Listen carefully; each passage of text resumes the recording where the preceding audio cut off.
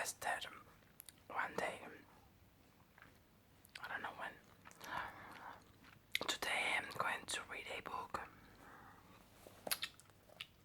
I have some books in English, but this one is the only one I have in my house. The others are in my mom's house. This is The Catcher in the Rye.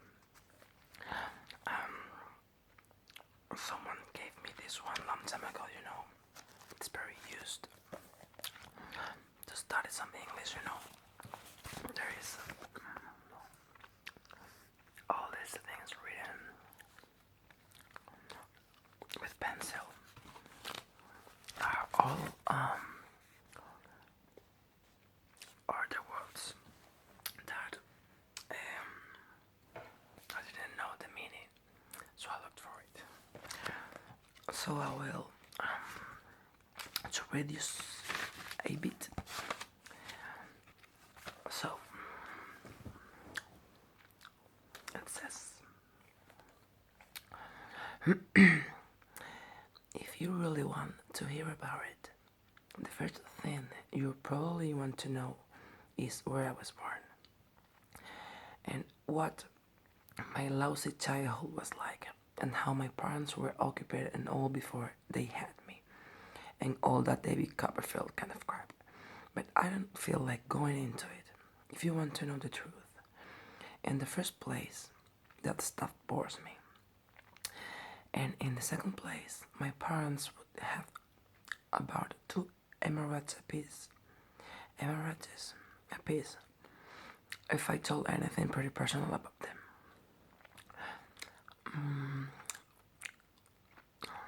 They're quite touchy about anything like that, especially my father. They're nice and all, I'm not saying that, but they're also touchy as hell.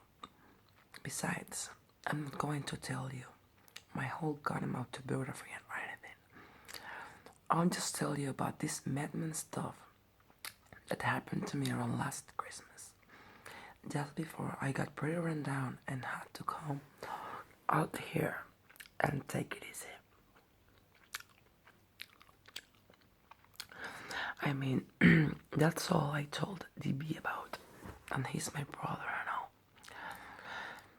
I heard he's in Hollywood. That isn't too far from this crummy place, and he comes over and visits me practically every weekend. He's going to drive me home when I go home next month, maybe. He just got a Jaguar, one of those little English jobs that can do around 200 miles an hour. It cost him damn near $4,000. He's got a lot of stuff now. He didn't used to. He used to be just a regular writer when he was home. He wrote this terrific book of short stories, The Secret Goldfish, in case you never heard of him. The best one in it was The Secret Goldfish. It was about this little kid that wouldn't let anybody look at his goldfish because he'd bought it with his own money. It killed me. Now he's out in Hollywood, DB, being a prostitute. If there's one thing I hate, it's the movies. Don't even mention them to me. Where I want to start telling is the day I left Pensy Prep. Pensy Prep is this school that's in Agestown, Pennsylvania. You probably heard of it. You were probably seeing the ads anyway. They advertise in about 1,000 magazines, always showing some hotshot guy on a horse jumping over the fence. Like as if all you ever did at Pensy was play polo all the time. I never even once saw a horse anywhere near the place. And underneath the guy on the horse picture, it always says, since 1898, we have been molding boys into splendid, clear-thinking young men, strictly for the birds.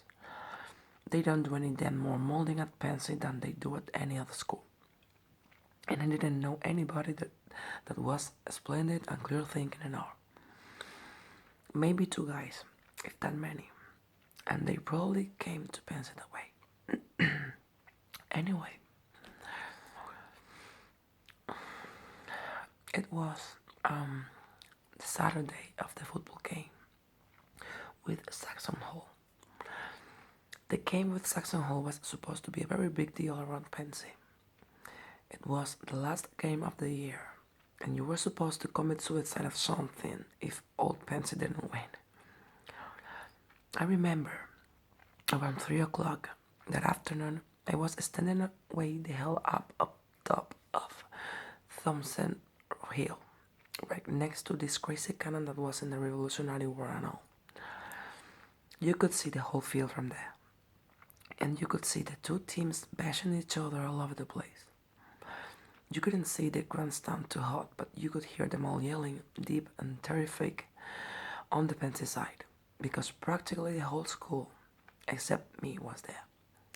On Scrawny and Faggy on the Saxon Hall side, because the visiting team hardly ever brought many people with them. There were never many girls at all at the football games. Only seniors were allowed to bring girls with them. It was a terrible school, no matter how you looked at it. I like to be somewhere, at least, where you can see a few girls around once in a while. Even if they're only scratching their arms or blowing their noses or even just giggling or something.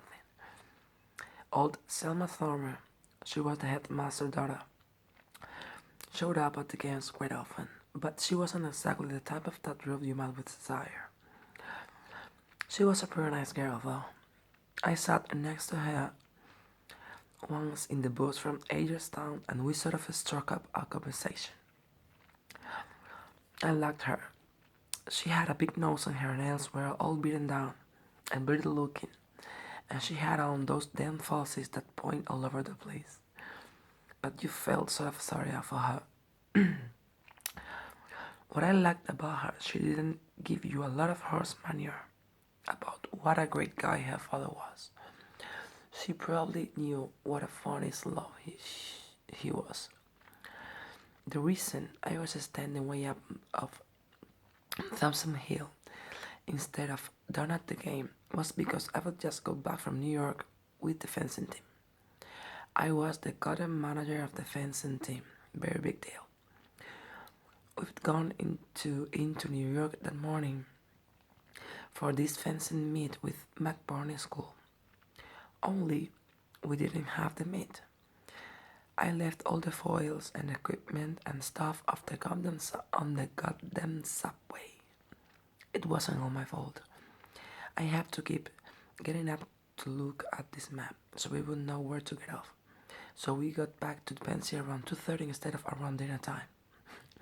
The whole team ostracized me the whole way back on the train. It was pretty funny in a way. The other reason I wasn't down at the game was because I was on my way to say goodbye to old Spencer, my history teacher. He had the gripe, and I figured I probably wouldn't see him again this Christmas.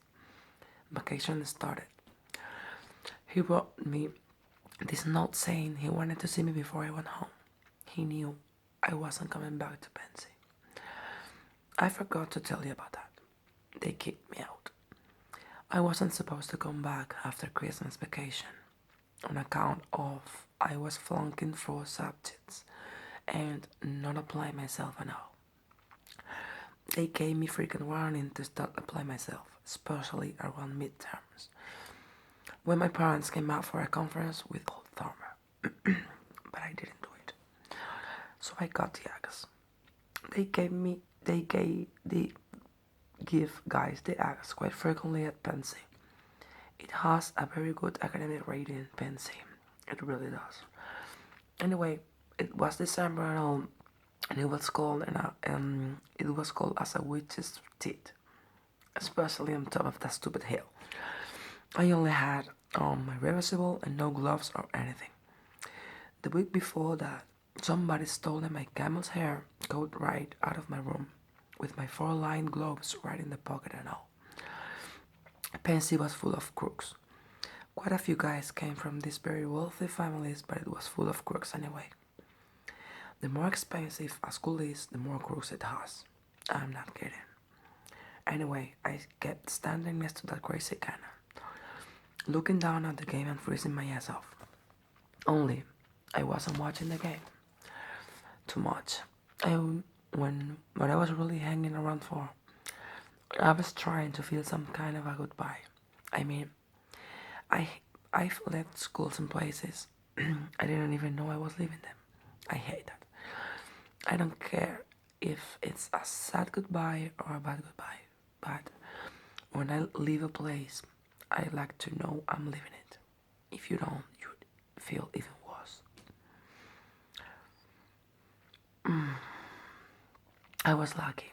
All of a sudden, I thought of something that helped making me know I was getting the hell out. I suddenly remembered this time in October that I and Robert teacher and Paul Campbell were chucking a football around in front of the academic building. They were nice guys, especially the teacher. It was just before dinner and it was getting pretty dark out, but we kept chucking the ball around anyway. It kept getting darker and darker and we could hardly see the ball anymore. But we didn't want to stop doing that we were doing. Finally we had to. This teacher that taught biology, Mr. Thamisi stuck his head out of this window in the academic building and told us to go back to the dorm and get ready for dinner. If I get a chance to remember that kind of stuff, I can get a goodbye when I need one. At least, most of the time I can. As soon as I got it, I turned around and started running down the other side of the hill, toward old Spencer's house. He didn't live on the campus. He lived on Anthony Wayne Avenue. So, this is just the start of the book. I don't have very much time, you know, the time of my mobile phone. Just let me 15 minutes video. So I hope this could help you just a bit. Later on in another video I will tell you more of the story. It's like a college story. I guess this is one of the books that gives you in college to learn English. Anyway, I just wanted to help you sleep. Good night.